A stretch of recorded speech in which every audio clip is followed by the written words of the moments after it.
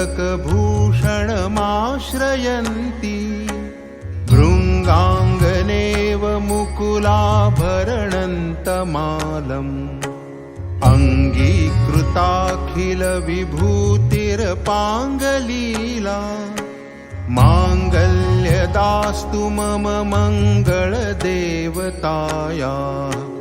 मुग्धा मुहुर्विदधति वदने मुरारेः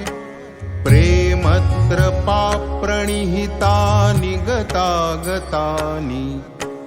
मालादृशोर्मधुकरीव महोत्पलेया सा मे श्रियं दिशतु सागरसम्भवायाः आमीलिताक्षमधिगम्य मुदा मुकुन्दम्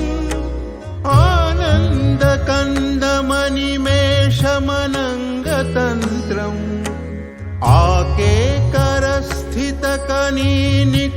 आकेकरस्थितकनीनिकपक्ष्मनेत्रम् भूत्यै भवेन्मम भुजङ्गशयाङ्गनाया बाह्वन्तरे मधुजितश्रितकौस्तुभेया हारावलीव हरिनीलमयी विभाति कामप्रदा भगवतोऽपि कटाक्षमाला कल्या